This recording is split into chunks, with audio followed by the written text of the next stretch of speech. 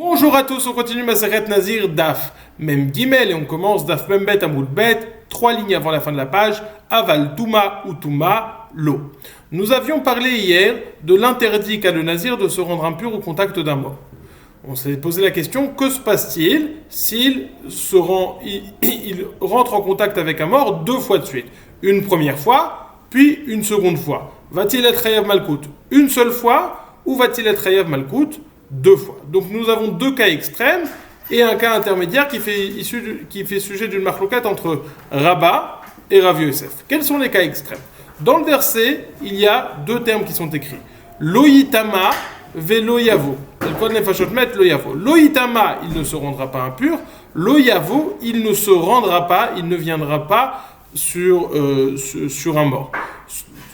Sur ces 2 interdits, tout le monde est d'accord que s'il a transgressé ces 2 interdits, qu'il sera chayav 2 fois. 2 fois malkout. 1 pour l'interdit de loïtama, 1 pour l'interdit de loyavo. D'un autre côté, s'il s'est rendu tamé 2 fois, c'est-à-dire qu'il a été 2 fois en contact avec un mort et qu'il n'y a eu aucun rajout de touma entre le premier contact et le second contact, c'était exactement la même chose. Touma 1, appelons-la, et Touma 1, et puis après il a été en contact toujours avec cette même Touma 1. S'il n'y a eu aucun changement, tout le monde est d'accord qu'il ne va être Hayab Malkout qu'une seule fois. Donc je reprends, s'il y a eu Bia et Touma, alors il sera Hayav 2 fois selon tout le monde.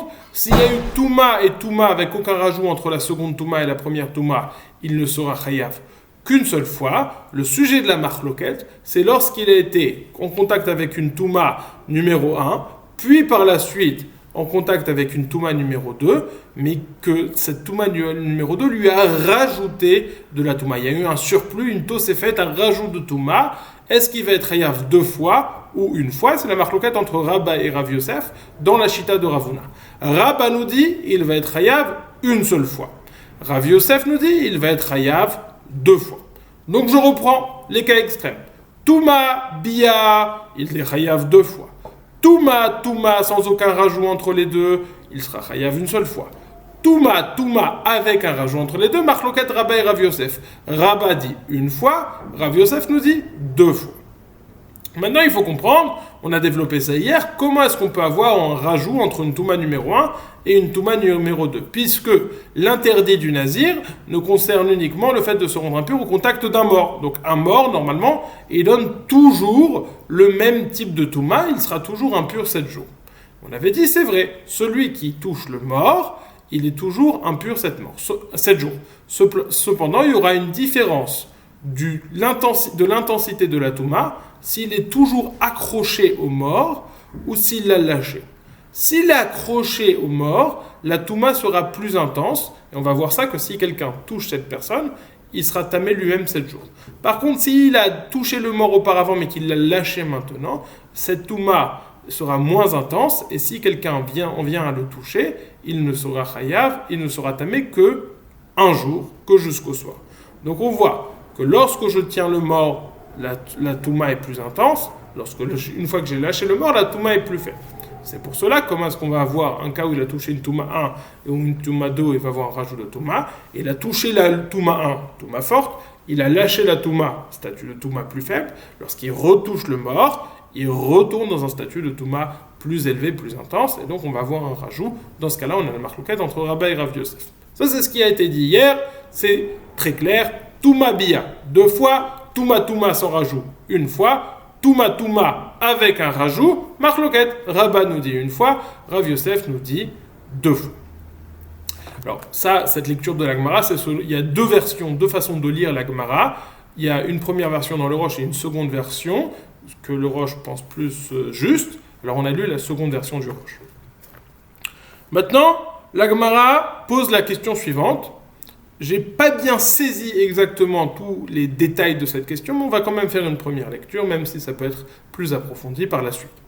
Aval Touma ve Touma lo, deha mitame vekayim, Touma ubia nami, hamitae vekayim. Demande la Gemara, selon toi, Rabba, qui me dit que quelqu'un qui est tamé, et qui va être tamé par la suite, même s'il y a un rajout, quelqu'un qui est tamé et qui va être tamé par la suite, il ne sera chayav qu'une seule fois. Quelle est la différence entre quelqu'un qui est tamé et qui est tamé par la suite, qui ne sera chayav qu'une seule fois, et quelqu'un qui est tamé et qui rentre dans un cimetière? Dans ce cas-là, il sera chayav 2 fois. Mais au moment où il rentre dans le cimetière, il est déjà tamé. Donc, quelle différence entre les deux cas? Si tu supposes que le fait d'être tamé avant, ça empêche un second chiyuv de malkout de venir, alors quelle différence si je suis rentré en contact avec de la touma ou si je suis rentré dans le cimetière? Dans les deux cas, je ne devrais être chayav qu'une seule fois et pas 2. Ça, c'est la question de la Gemara. Aval touma ou touma lo de hamitame vekaim, touma ou biya nami hamitame vekaim. Quelle différence dans la touma, tu es déjà tamé avant, dans la touma et la biya quand tu rentres aussi au cimetière, tu es déjà tamé avant. Donc comment comprendre la différence? La Gemara va répondre la chose suivante. Il y a 2 différences entre la touma et la touma et la touma et la biya. Biya, on a dit, ça veut dire rentrer dans l'endroit où le mort se trouve. Rentrer dans un statut de Touma, dans un lieu de Touma. C'est ça la biya. Donc, on va dire, il faut 2 conditions pour être chayav 2 fois sur la Touma et la biya. Premièrement, il ne faut pas être tamé avant. Si tu es tamé avant, tu ne vas pas être chayav sur la biya puisque tu es déjà tamé avant. Deuxièmement, donc ça veut dire qu'il faut que la Touma et la Biya viennent au même moment.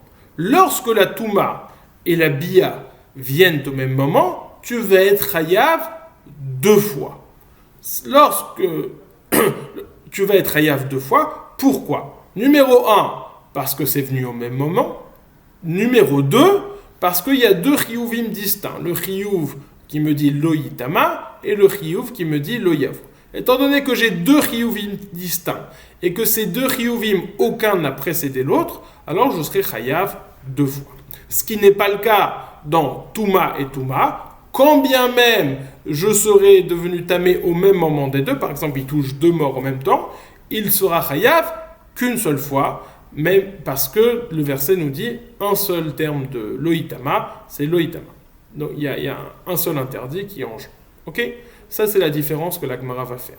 Maintenant, la Gemara va essayer de comprendre dans quel cas quelqu'un va réussir à rentrer au cimetière et à être tamé en même temps. Quelle est la problématique? C'est parce qu'on n'a pas les mêmes critères. Lorsque le verset nous dit il y a un interdit de rentrer, l'oyavo, on parle de tout son corps. Pour que quelqu'un rentre, il faut que tout son corps, ou tout du moins la majorité de son corps, rentre dans le cimetière. Mais au sujet de la Touma, à partir du moment où il touche la Touma, où il rentre déjà son doigt dans la maison du mort, il est déjà tamé.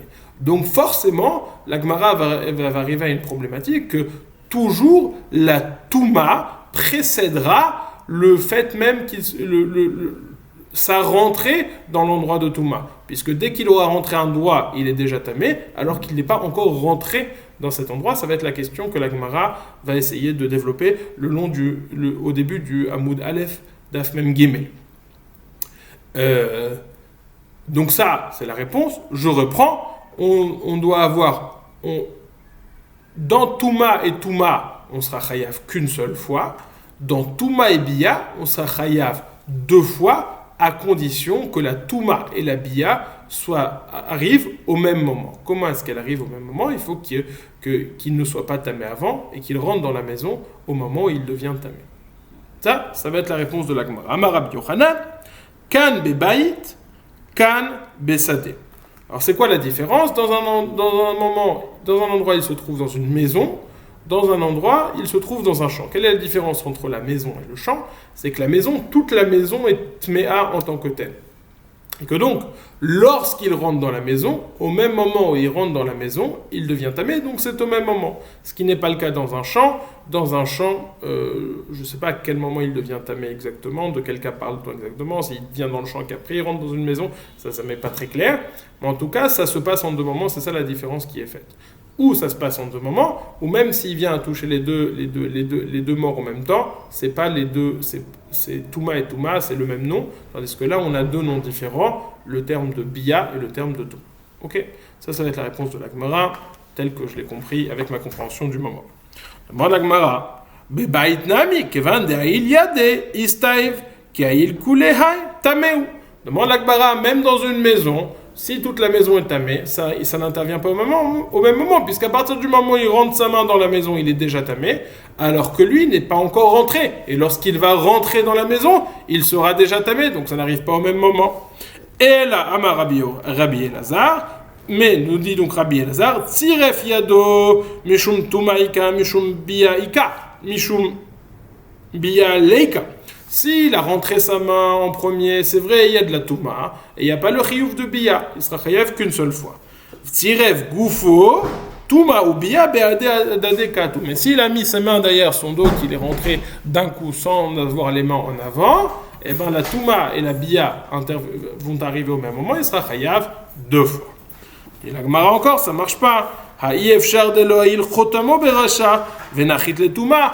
Toujours son nez, c'est son nez qui va rentrer en premier, son nez va rentrer en premier, et il sera donc tamé avant de rentrer dans la maison, avant que la majorité de son corps rentre dans la maison. Et la Amar va, mais nous dira va, ichnis yado mishum tumaika mishum biyaleika. Alors le Roche il dit pas comme ça, il dit ichnis gufo.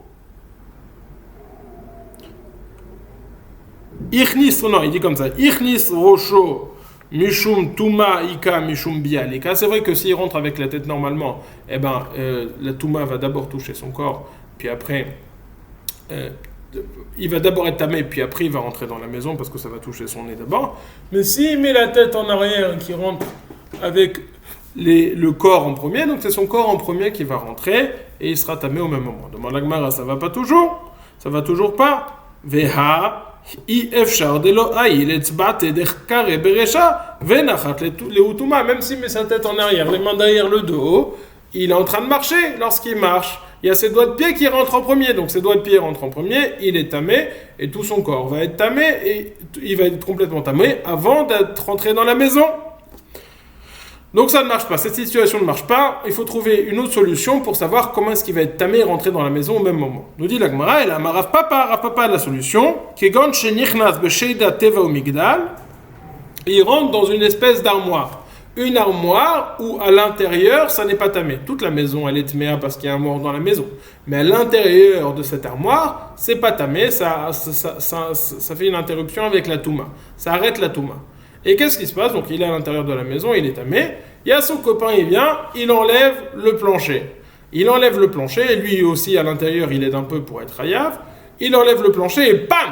Il tombe directement dans l'espace de la touma. Il est en même temps dans la maison et il est tamé au même moment. Ça, c'est la possibilité envisagée par Rav Papa. Dans les mots, et là, Kegon Shenichnas, Besheida Teva ou Migdal, il est rentré dans une espèce d'armoire qui n'est pas tamé à l'intérieur, ou Bachaveru para ala veta ma'aziva, son copain est venu enlever la ma'aziva, le sol, le plancher, des Touma Obia Beade Adade Katian, car la Touma, et dans ce cas-là, il sera tamé au même moment qu'il rentrera dans la maison.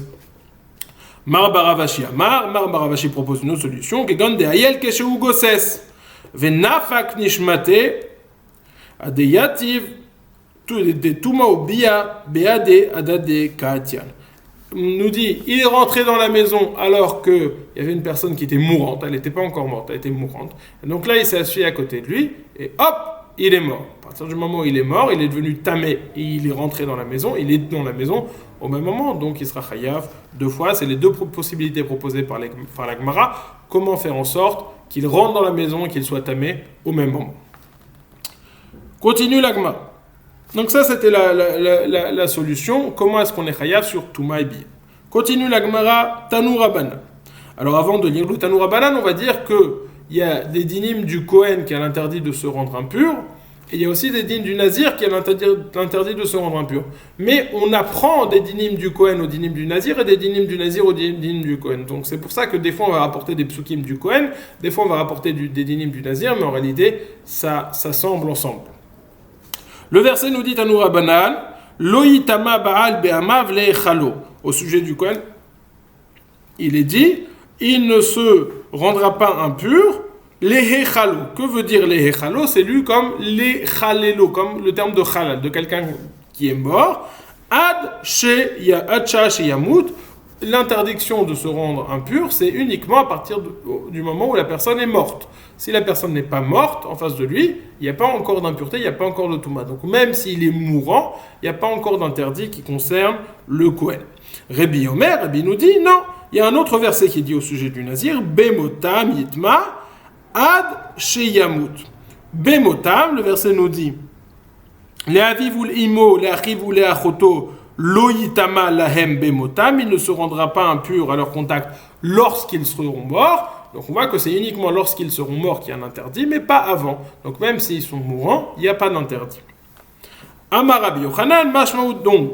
Tanakama, il utilise le pasouk de lehechalo qui est dit au sujet du Kohen, tandis que Rebbe, il utilise le pasouk de bemotam qui est dit au sujet du Nazir.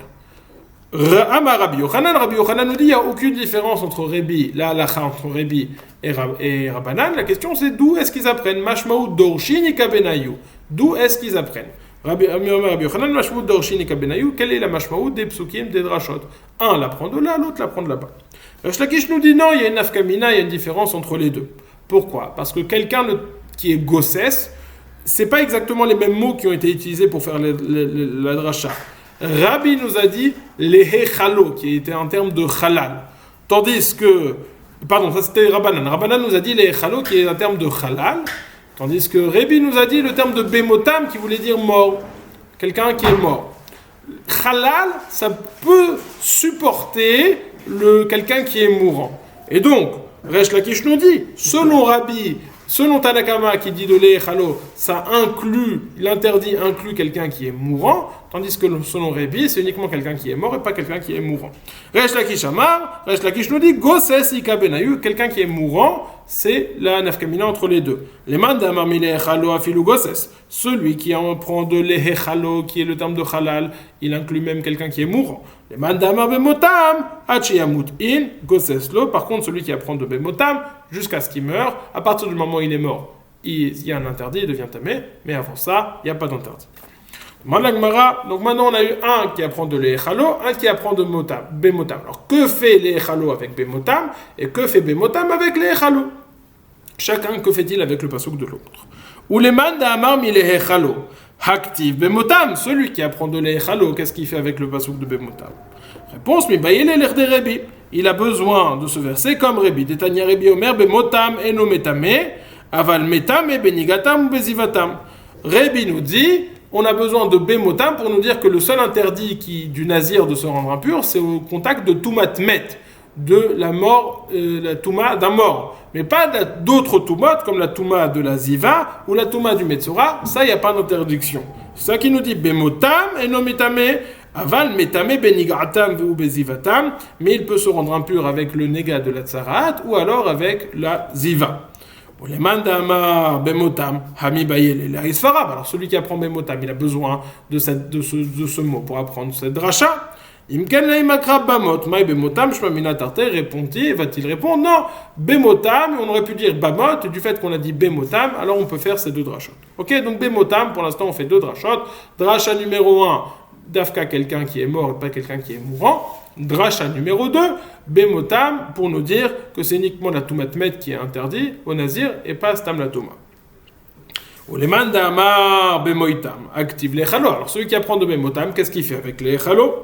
Réponse de l'Egmara, l'echalo l'achiudat bemi she'eno mechulal yatzaze shemechulal veomed. L'interdit du Kohen que le Kohen a de se rendre impur, c'est uniquement Yisraël Malkout, uniquement s'il se rend impur, s'il se rend entamé. Mi eino mechulal, celui qui n'était pas halal, pas mechulal, pas impur et qui se rend impur. Yatzaze shemechulal vomed, à l'exception de celui qui est mechulal et qui après il devient encore mechulal. Celui qui est déjà tamé, lui il ne sera pas chayav une nouvelle fois makout, sera chayav malkout qu'une seule fois. Ou les mandamar mi l'echalo hami bayele la isvara. Celui qui apprend de mechalo, alors comment est-ce qu'il peut apprendre mechalo pour nous dire quand est-ce qu'on sera chayav? Il a besoin de cette dracha. Réponse de la Gemara. Aussi, là on aurait pu écrire les hachel et pas les echalo. Si on dit les echalo, on peut faire les deux drachot. Ok, donc on a arrangé chacun. Il y a une dracha en plus qu'on peut faire de bemotam. Il y a une dracha en plus qu'on peut faire de les echalo. Il y en a un qui pense qu'on peut faire deux drachot de les echalo. Il y en a un qui pense qu'on peut faire deux drachot de bemotam. Mitive, on objecte. Adam eino mitame ela chetetze nafsho ve'afilu meguyad ve'afilu gosses. Un homme ne rend pas impur uniquement à partir du moment où il meurt, à partir du moment où son âme sort, même s'il est démembré ou même s'il est mourant, il ne rendra pas impur. Alors ça a l'air d'être une question, selon Resh Lakish, selon le Mandamar, les Chalo, puisque Resh Lakish nous a expliqué que selon le Mandamar, les Chalo, même quelqu'un qui est mourant rendait impur. On les Mandamar, mais il est Chalo. Hakatane, il est nommé Tamé. Celui qui apprend de l'Echalo, il nous a dit que quelqu'un qui est mourant, il n'est pas métamé, il ne rend pas impur. Réponse de l'Agmara, l'Inyan temouye, adenafka nafshe. L'Inyan est troulé, ha-itril. Non, il faut affiner. C'est vrai que l'impureté, la touma, il ne rendra pas impur qu'à partir du moment où il sera mort. Ça, c'est sûr c'est uniquement à partir du moment où il est mort qu'il y a une question d'impureté. Malgré tout, malgré le fait que l'impureté n'est pas encore présente, que la touma ne soit pas encore là, le Kohen a l'interdit de se pencher vers cette personne. Il a un interdit de s'approcher de quelqu'un qui est mourant. Les ignan à trouler, ha-itril, ça, ce sera interdit. Ok? Donc ça, premier point qu'on a vu d'Afmem Gimel, on a résumé la question de savoir comment est-ce qu'on trouvait deux Chiyuvim de Touma et de Bia, comment est-ce que ça pouvait arriver au même moment. Deuxième point duquel nous avons parlé, les Chalo ou Bemotam, est-ce que c'est à partir du moment où il est mort ou est-ce que c'est avant qu'il y ait un interdit? On a dit c'est uniquement à partir du moment où il est mort qu'il y a une Touma selon tout le monde. Il y a une question sur celui qui est mourant, est-ce qu'il y a un interdit de se rapprocher de quelqu'un qui est mourant ou pas pour le Nazir et pour le Kohen? Amarav Frizda Amarav. Rav Frizda nous dit au nom de Rav, Nikta Rocho Shel Aviv, Eno Metamelo, quelqu'un dont malheureusement le père se serait fait couper la tête. Un Kohen dont le père se serait fait couper la tête, est-ce qu'il peut aller enterrer son papa? Un Kohen, normalement, il a l'interdit de se rendre impur, mais il peut se rendre impur pour les proches, notamment pour son père. Maintenant, si son père s'est fait couper la tête, est-ce qu'il peut se rendre impur pour son père? Le dit l'Agmara, il n'a pas le droit. Pourquoi? Maïtama, Amarkra, Léaviv, uniquement pour son père. Et Léaviv, ça a la connotation que son père est chalem et entier. Il ne lui manque pas un membre, il ne lui manque pas quelque chose. S'il lui manque quelque chose, il ne peut pas se rendre impur. Léaviv, Bisman Chou Shalem, Velo Bisman Chou Chaser. Quand son papa est chalem, mais pas quand il est manquant. Demande l'Agmara, Amarle Ravamnoun a demandé, il a mis Ata Kazil, Bepikta de Arveta ou Paskua. Je comprends pas. Si son papa, il va dans Pikta des Haravot, c'est une espèce de vallée dangereuse, et il y a des brigands qui lui ont coupé la tête, alors là aussi, il ne pourra pas enterrer son papa. Ça a l'air extrêmement surprenant de dire ça. Je ne sais pas pourquoi c'est surprenant. En tout cas, je ne sais pas pourquoi, si on a dit que c'est interdit. Ben oui, c'est interdit. Pourquoi est-ce que c'est inconcevable de penser que ce cas sera interdit? Dit l'Agmara, comment est-ce que tu peux dire que si on lui a coupé la tête, eh ben, le fils Cohen ne pourra pas se rendre impur? Tu vas dire que même s'il se trouve dans cette vallée, dans cette plaine, où des brigands lui ont coupé la tête, il ne pourra pas se rendre impur? Ça, c'est pas possible. Achinami de l'oïl tamélé. Marley lui a dit non, ça c'est évident qu'il peut se rendre impur. Pourquoi? Parce que c'est un met mitzvah. Son papa, c'est un met mitzvah. On va voir, l'Agmara va demander pourquoi c'est un met mitzvah. Marley, met mitzvah ka'amart, ashta yesh lomar bacharine michayev. Be'aviv lo kol sheken, et dit si c'est un met mitzvah, si son papa, il dit ça c'est un cas de met mitzvah, puisqu'il se trouve dans une plaine où il n'y a personne, dans le désert, dans le chemin, où il n'y a personne qui peut l'enterrer, il n'y a personne qui va passer, il n'y a que lui, si c'est son fils. S'il avait trouvé une autre personne, le Kohen il aurait pu s'occuper, même s'il avait la tête coupée, parce que c'est un met mitzvah. Si c'est son papa, à plus forte raison qu'il a l'obligation de s'occuper de lui et même de se rendre impur. Mais c'est dans les ilchot met mitzvah, c'est pas parce que c'est permis au Kohen de se rendre impur pour son papa, c'est parce que c'est permis au Kohen de se rendre impur pour un met mitzvah. Et donc c'est comme ça qu'on résout. Rav Rizda Amarav nous dit, c'est vrai que si son papa s'est fait couper la tête, il n'a pas le droit de se rendre impur pour lui, il y a quelqu'un d'autre qui va devoir s'occuper de lui. Mais si on parle dans un cas de pacta de arvota, c'est-à-dire dans un cas où il n'y a personne d'autre qui va s'en occuper, là on rentre dans la catégorie de met mitzvah, et il peut se rendre impur, même pour lui, même pour son papa. Même pour un autre, et à plus forte raison pour son papa. Moi de la Gemara, Vehai, met mitzvah, je comprends pas, ça met mitzvah, mais lui il a un fils, son fils il peut s'en occuper, il peut appeler des gens, il peut trouver des gens. Pourquoi est-ce que ça s'appelle un met mitzvah? Va met mitzvah, ça c'est un met mitzvah, va Tania, pourtant nous avons enseigné dans une braïta, Iseu met mitzvah, c'est qui le met mitzvah? À partir de quand on considère qu'il y a des gens qui peuvent l'enterrer ou qu'il y a des gens qui peuvent pas l'enterrer? Kol she'enlo kovrin, kol she'enlo kovrin, toute personne qui, il y a personne pour l'enterrer. Koré ve'acherim onimoto, si lui, le mort, entre guillemets, si lui, il pouvait appeler des gens et qu'il y a des gens qui viendraient l'enterrer, en ze met mitzvah, ce n'est pas un met mitzvah parce que ces personnes, elles doivent l'enterrer. Ces personnes qui seraient venues s'il l'avait appelé, sur elles repose l'obligation de l'enterrer, elles doivent s'occuper de ce mort. En ze met mitzvah. Veha itla et bara, en tout cas, et lui, il a un fils, c'est-à-dire on dit, s'il y a des gens qui peuvent s'occuper de ce mort, c'est pas un met mitzvah. Et là, le fils, bien que lui-même ne peut pas s'occuper de ce mort parce qu'il ne peut pas se rendre impur, mais il peut s'occuper d'appeler la Chevra Kadisha, d'appeler des gens. Alors pourquoi me dis-tu que c'est problématique, que ça s'appelle un met mitzvah? Réponse de la Gemara, Kevan de Kazil Beucha, Kemi She'en Kovrim. C'est vrai que le fils peut s'occuper de rapporter du monde, mais là on se trouve en chemin, on se trouve au milieu de nulle part, il n'y a personne, donc c'est lui qui doit s'en occuper, il peut se rendre impur pour lui, c'est indigne de mettre mitzvah.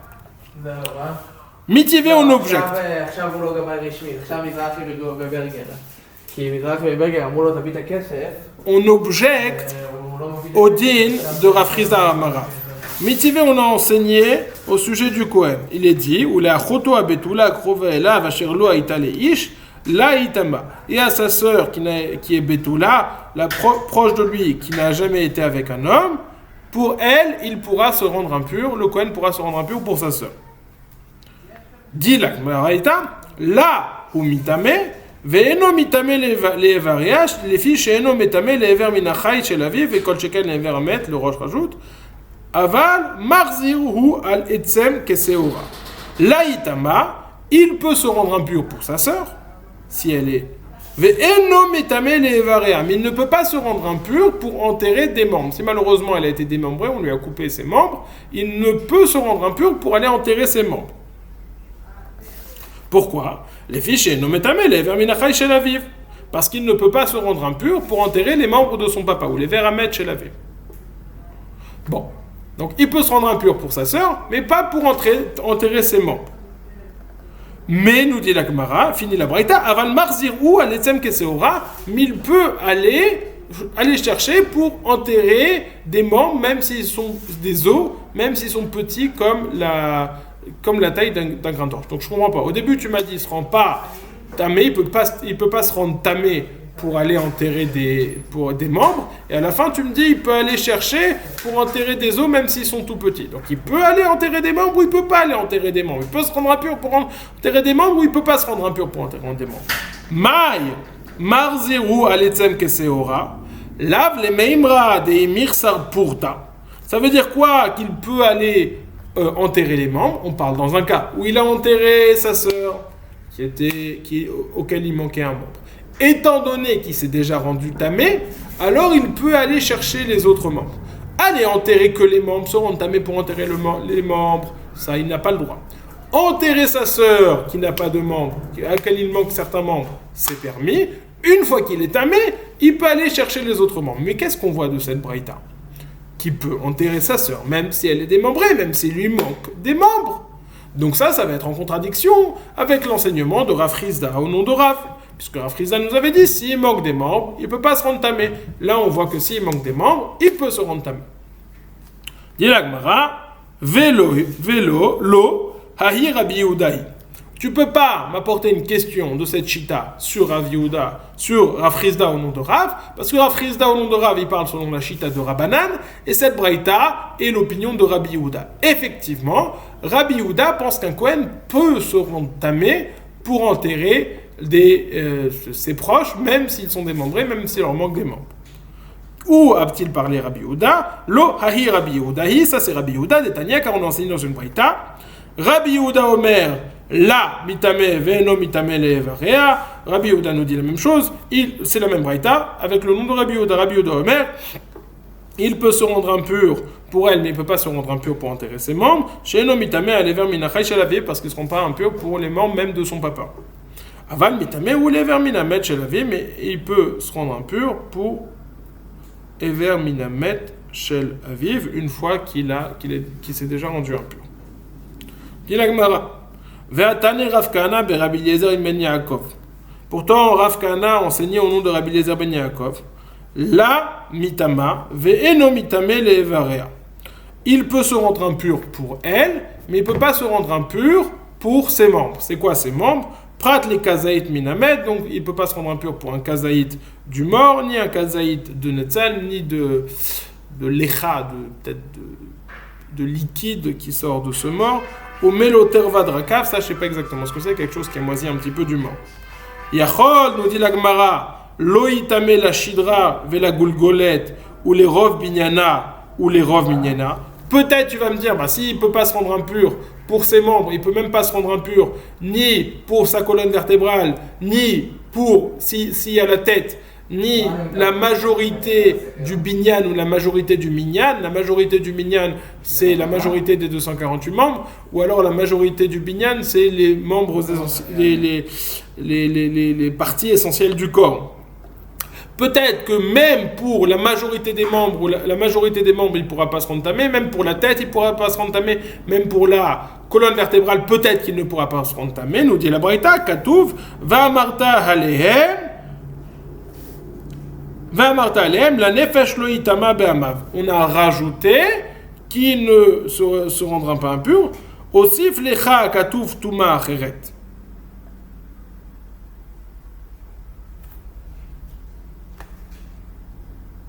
Yachol lo itame la shidra ve la gulgolet ou les rov binyanav ou les rov minyano shel acherim. Donc pardon.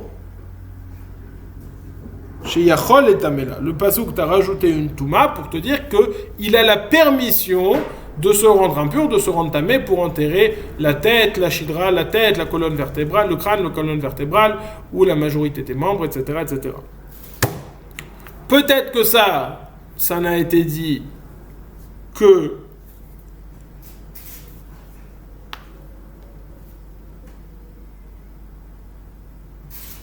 Yachol, je lis. Yachol lo itama la shidra ve la golgolet ou les rov minyano shel acherim. Peut-être que ça a été dit uniquement pour sa sœur et pas pour les autres proches. Peut-être ça a été dit il peut se rendre impur que pour sa sœur qui lui est proche, mais pas pour les autres, pas pour les frères, pas pour la fille, etc. Talmud Loma, Amarta, non. Ma achoto meyuchedet shegufo talui bo mitame la shidra ve la gulgolet ou le rov minyana ou le rov minyana af kol shegufo talui bo mitame le shidra ou le gulgolet ou le rov minyana ou le rov minyano. Il dit de la même façon que la sœur, ça repose sur lui l'obligation de l'enterrer et il peut se rendre impur pour elle, même si c'est que pour sa tête, que pour la colonne vertébrale, que pour le rov minyan ou pour le rov minyan. Alors, de la même façon, pour tous les proches, étant donné que l'obligation de l'enterrer repose sur lui, il aura la permission de se rendre impur pour enterrer, même s'il n'y a que la tête, ou que le rov minyan, ou que le rov binyan, ou que le shidra. Qu'est-ce qu'on voit de là? On voit cette chita. Pas comme Rav Chisda Amarav, puisqu'on voit qu'on peut enterrer la tête, on peut enterrer même s'il n'y a que la tête, tandis que lui nous a dit, mais s'il y a le corps, il manque la tête, c'est interdit. Même si dans le corps, il y a encore la colonne vertébrale, il y a la majorité des membres, etc. Donc on voit encore une braïta qui ne va pas comme Rav Chisda Amarav. Réponse de la Gemara, Hainami Rabbi Yehudahi. Cette braïta aussi, c'est comme Rabbi Yehuda, Verav, et Rav qui a dit plus haut, Rav Chisda Amarav qui a dit plus haut, De Amar qui Aitana, lui pensait comme cet autre Tana, de Tanya, Maas Shemet Aviv Shel Rabbi Yitzhak Beginzak. Il y a une histoire avec le papa de Rabbi Yitzhak qui était Kohen, certains disent Rabbi Tzadok à Kohen qui était Kohen Beginzak et qui est mort. Son papa est mort. Ubaou Veudiou Leachar Shalosh Shanim. Il a été au courant, on lui a dit qu'après 3 ans. Donc après 3 ans, le corps s'était déjà un petit peu décomposé quand même. Uba Veshalet Rabbi Yoshua ben Elisha Ve'arba skenim shemo. Il est allé poser la question à Rabbi Yoshua ben Elisha et les 4 skenim qui étaient avec lui. Est-ce qu'il peut enterrer son papa ou pas, étant donné qu'il était Kohen? Va'amrulo le aviv bizman shu shalem velo bizman shu chaser. Ils ont dit non, tu peux te rendre impur uniquement si c'est ton papa qui est shalem, mais à partir du moment où il est chaser, tu peux pas te rendre impur. Il y a d'autres personnes qui doivent s'occuper, ou toi tu dois t'occuper d'engager d'autres personnes pour l'enterrer, mais toi-même tu as l'interdiction de te rendre impur. Évidemment, on a dit, s'il y a personne d'autre pour s'occuper, ça rentre dans la catégorie de mettre pizza, mais toi tu dois t'occuper, tu as l'interdiction de te rendre impur, mais tu dois faire en sorte qu'il va être enterré comme même. Alors, qu'avons-nous vu? Et étant donné qu'on a posé la question, qu'en était-il de quelqu'un qui est mourant, est-ce qu'il est métamé ou pas, on a fini ici toute la question, est-ce qu'un Kohen peut se rendre impur pour son papa ou pour sa sœur ou pour tous ses proches s'il leur manque des membres ou pas? On a dit, Rav, Chizda au nom de Rav, il pense qu'il a l'interdiction s'il lui manque des membres de se rendre impur pour son papa, sauf si c'est un bet mitzvah, tandis que Rabbi Yehuda, il pense qu'il peut se rendre impur, même s'il lui manque des membres, même si il peut se rendre impur même pour certains membres, des membres essentiels comme la colonne vertébrale, la tête ou la majorité des membres, etc. Passez une excellente journée. Sujet de Purim, Malasot, Purim Sameach.